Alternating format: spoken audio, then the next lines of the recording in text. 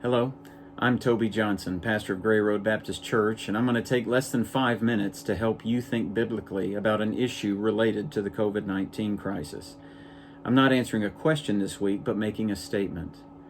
And that's this: beware of an inconsistent concern for human life. If you're like me, you want to stay up to date on COVID-19. My phone pings multiple times a day with news updates, announcements, statistics about new cases, recoveries, even deaths. But pinging phones don't tell the full story. There are people suffering alone, dying alone. To date, 124,555 people have died due to this coronavirus. Concern for the protection of human life is paramount, and rightly so. We have a special concern for the vulnerable, the elderly, those with respiratory or cardiovascular problems, those with diabetes. As Christians, we should lead the way in this concern. God is concerned for the vulnerable. He cares for the poor, the widow, the orphan, those who can't care for themselves, those who need the protection of others. And He calls us to share in that concern. In Matthew 25, Jesus says that His people are those who feed the hungry. In James 1, pure and undefiled religion is the care of widows and orphans in their affliction. Christians aren't permitted to be unconcerned about the vulnerable. So we should do all we can to protect others at this time. We don't want to see another life lost to this disease, and we shouldn't speak about human beings dying with a but mentality. I hate that all these people are dying, but we must be concerned for human life. My concern is that as a society, we have an inconsistent concern for human life.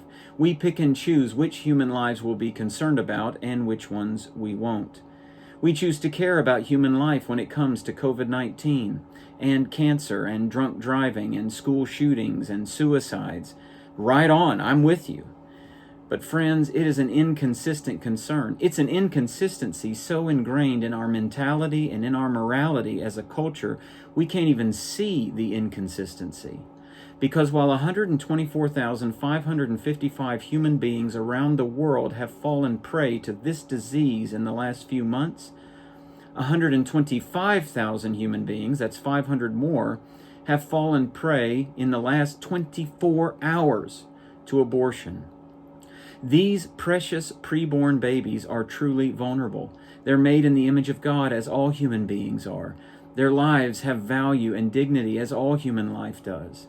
And while the senior adult with respiratory problems has some power to stay safe, the preborn baby has no such power. As a society, we're rightly concerned in the face of COVID-19, wanting to protect human life at all cost.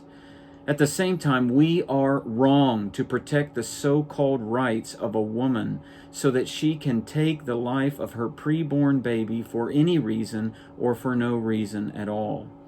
There are some in our nation that are saying that abortions are essential surgeries and that abortion clinics should remain open as essential businesses. They don't want anyone to miss the opportunity to take some lives, even while they would want to protect other lives. Do you see the inconsistency? We'll stop everything to check the app that pings with updates about COVID. But what if we had an app that pinged with updates about abortions and the number of human beings losing their lives to that plague? Friend, it would ping every 2/3 of a second. Human life is sacred from the moment of conception to the moment of natural death. And no matter what threatens life, we should do all that we can to protect that life. Beware an inconsistent concern for human life. Thanks for watching this fireside chat. For more information on Gray Road Baptist Church, visit our website at grayroad.com. I'd invite you to join us for our live stream worship service this Sunday morning at 10:30. You can find it on Facebook, on YouTube, or you can just go to the front page of our website for it. Until next week, stay steady.